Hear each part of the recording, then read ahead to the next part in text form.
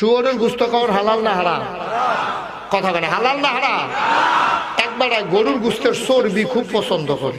কি পছন্দ করে? চর্বি ছাড়া এবারে খাইতে পারে না। এবারে এই যে ফটো বইও কয় ভাই কুদুর চর্বি বনি।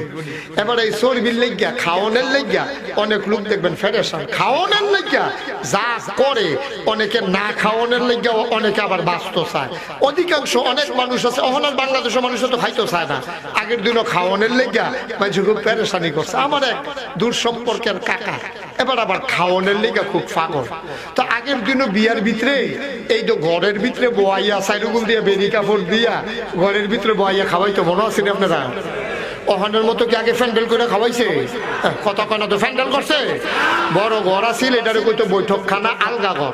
এই আলগা ঘরের ভিতরে চারিগুল দিয়ে বেড়া দিয়া গুল করে বয়াইয়া জামাই রেগুল দিয়ে বয়াইছে, চারিগুল দিয়ে সকলে বয়াইছে, এটার ভিতরে সকলে বয়াইয়া খাওয়াইছে। তো আমরাও সবাই মিল্লা বিয়াত গেছি। আমার এই দূর সম্পর্কের কাকা খাওয়াইনা বড় এক্সপার্ট। এবার খানার লাগিয়া জানটা তামা তামা করে লাগবে, আল্লাহ যা করে করে। এবার এই বিয়ার ভিতরে গিয়া সেটা এখন ঢুকছে, ঢুকা সেটা দেখে যেই গরু খাওয়াইবো এই ঘরের দরজা দুইটা। দরজা করা? কথা কয় না রে, দরজা করা। কারণ খানা কি দুই দরজা দিয়ে ঢুকবো না এক দরজা দিয়ে ঢুকবো? কোন দরজা দিয়ে ঢুকবো এবারে দরজা নেয় না। এবারে মনে মনে চিন্তা করতেছে কহেন দিয়ে খানাটা লইয়া ঢুকবো। কারণ এবার আর চিন্তা হইলো যেহেন দিয়ে ঢুকবো হেন দিয়ে শাহিদারি শুরু হইব, ফইলা জারি দিব তার এদো বাড়াইয়া দিব। এই চিন্তা এবার খুব চিন্তা করতেছে কোন দরজা দিয়ে খানা লইয়া ঢুকবো। এবারে বাইরে গিয়ে ঘুরান দিয়ে বেড়াইয়া চাইছে খানাটা কাছে কোন দরজার কাছে দিয়া। এবার অনেক ফেরেশানি কইরা শেষ পর্যন্ত এক দরজা দিয়া বইছে, কতক্ষণ পরে উঠতে গিয়ে আবার এই দরজা দিয়া বইছে। এর ভিতরে দিয়ে আল্লাহর কি কুদরত, এবার লাস্টে দিয়া থিতাইয়া থতাইয়া যেই দরজা দিয়া বইয়া সরছে খানা শুরু হয়েছে উল্টা দরজা দিয়া।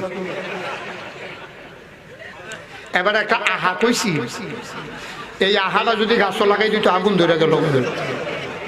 এরকম একটা আহাবার হইছে এবার ভিতরে দিয়া খানার লাগে। আচ্ছা, এবার আপনাদের বিবেকের কাছে আমার প্রশ্ন, এই যে খাওয়াইনা বেড়ারা এত শখ খাওয়ানোর লেগে চর্বিটা, এবার যদি আপনারা শুনেন নাই বোধ হয়, মেডিকেল সায়েন্স বলে, চিকিৎসা বিজ্ঞান বলে সবচেয়ে বেশি চর্বি হলো শূকরের গোস্তের ভিতরে।